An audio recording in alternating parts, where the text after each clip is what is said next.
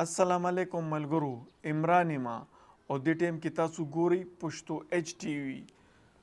ستنان داسې وي چې هغوی صرف ځان ساتي، مطلب د د منتلی انکم د میاشتې خرچه د کور دونه چې څه په مشکله ځان ساتي.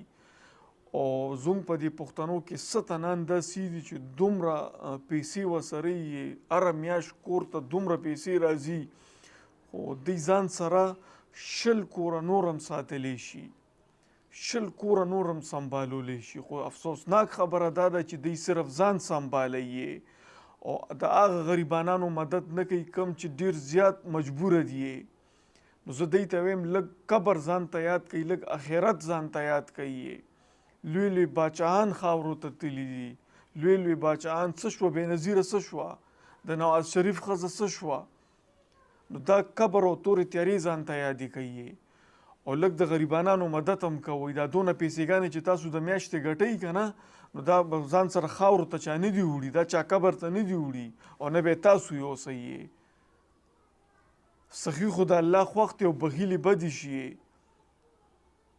دې منافقتوب او دې دلګیرۍ نه لږ روزئ او لږ دا زه چې سر کومه ویډیو شیر کوم دارنګې تنانو لږ مدد وکئ چې آخرت هم ښه شي. دا خاورې او دا تورې تیارې ځان ته لږ یادې کوي. دا ویډیو لږه مکمل وګورئ او خپلو ملګرو سره هم شیر کوي چې دا کم مالداره تنان دي چې د هغوی پورې دا ویډیو ورسي او هغوی کې لږ شعور راشي او دارنګې تنانو مدد وکړي. دا ویډیو لږه مکمل وګورئ. موږ د روژه باندې اسلام د ناروغۍ د کندهاري ډوار څه ګوري موږ دې مرسته وکړي چې موږ نه جایزه نه پوره پلان مې ګوړ چې هغه نن بای مخ ته کښېني موږ ته هغه راوړي ډوډۍ همروز زموږ روژه باندې هېڅ شی نه موږ له وجې ډوډۍ سره روژه ماته کړه.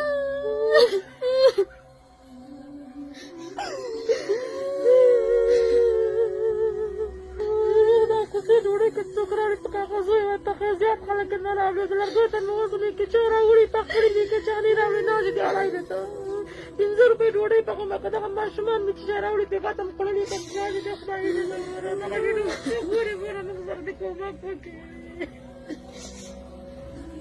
وروره خدای خو مال ګوري که تاسو نه ګورئ خدای مال ګوري. وروره خدای ته معلوم ده.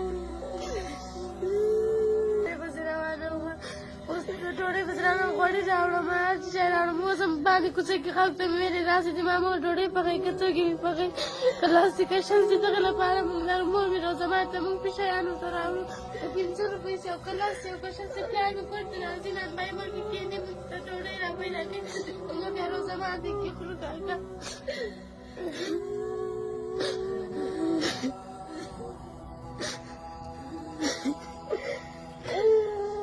زیات خلک ډوډۍ نه راته راوړي په کاغذو ورته ښې وای بیا بوی کوي.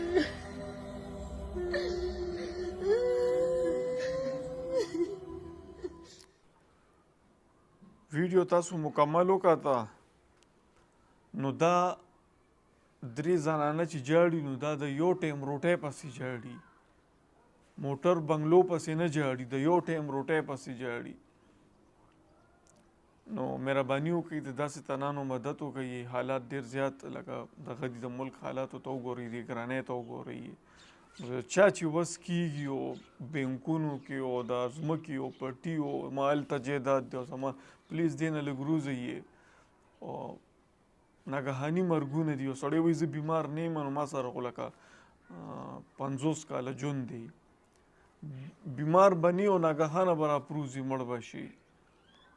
ګاډی به دې ووایي یا بله اوس چې پېښور کې بم دماکه وشوه نو دا بیمارانو څه په یو ډز سره لاړه. چا چې کوم عمل کړی دی ځان سره یوړو. مننه.